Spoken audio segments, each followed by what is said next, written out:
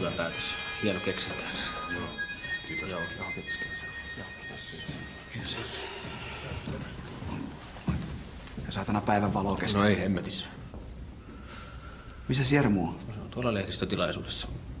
Mutta eikö sun pitänyt hoitaa se? No piti. Onko se siellä yksi? Oh. Jumalauta.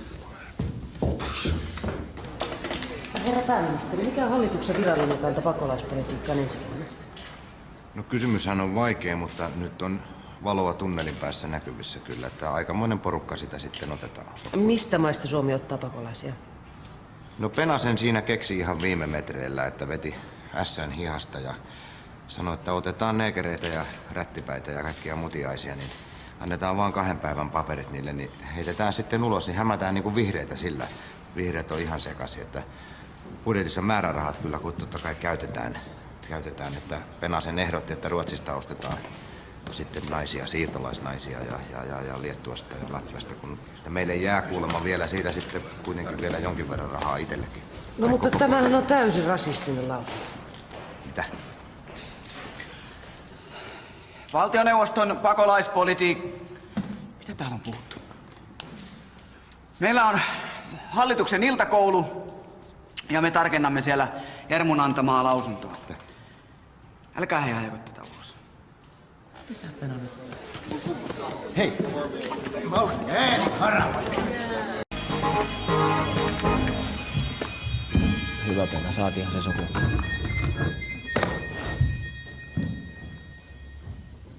Saatanan päivän valo kesti. No ei hemmetissä. Missä Jermu on? No se on tuolla lehdistötilaisuudessa. Eikö sun pitänyt hoitaa se? Piti. Onko se siellä yksi? Joo. Oi jumalauta.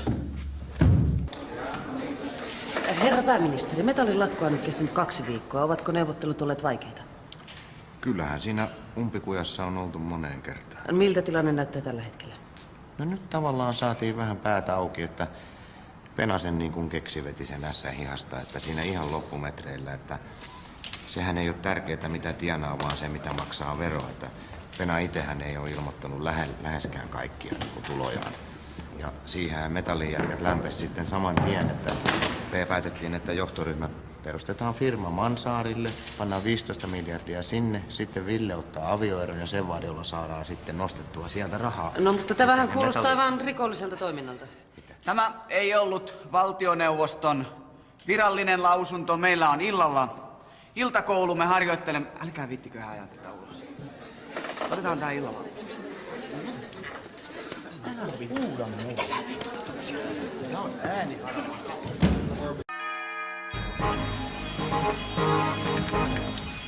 Hyvä Pena, se oli hyvä päätös. Misäs pääministeri? Se on mitään hätää, mä laitoin vaksin ovelle. Jaa, se onkin.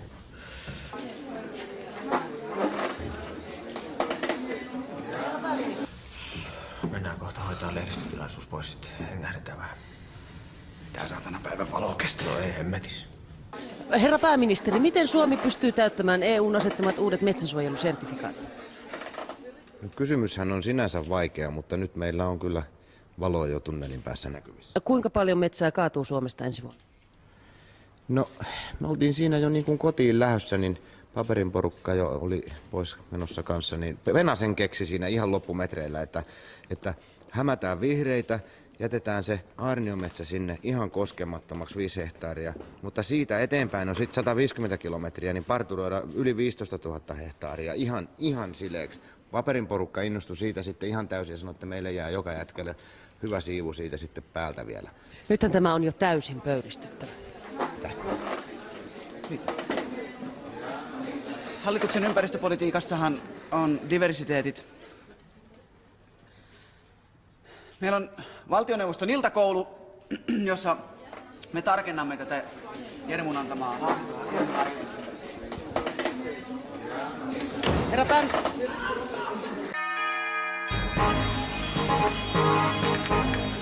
Herra pääministeri, puolueenne kannatus on viimeaikaisten kommenttien johdosta hälyttävässä laskussa. Mitkä ovat aseenne seuraavissa eduskuntavaaleissa? No kyllä minä uskon, että me jatketaan ihan samoilla linjoilla, eli suurperheiden verotusta pyritään keventämään. Entä henkilökohtainen aseenne? Mikä on vaalimottonne? No Penasen keksi tuossa ihan viime metreillä, että se oli, ootapas nyt, että se oli verotus alas ja työttömyys pois 2 kuukaudessa. Että sitten se rupesi nauramaan ja heitteli kyniä ja terottimia ja papereita kaikkia. Mutta tuohon kuulostaa täysin järjettömältä. Erikoisavustaja Pentti Hietanen, miten tämä voi olla mahdollista?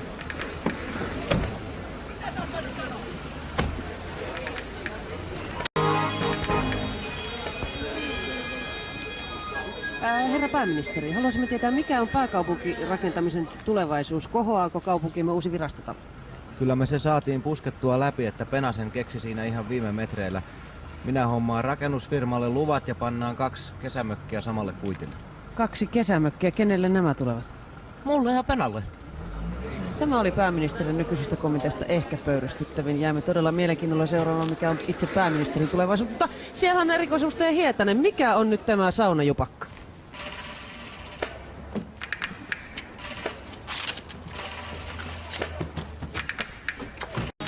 Herra pääministeri, pitävätkö viimeaikaiset huhut paikkansa? Liittyykö Suomi NATOon? No minä en nyt halua tässä vaiheessa kommentoida kyllä yhtään mitään. Mutta neuvotteluja on käyty pitkin päivää. Mitä niissä on päätetty?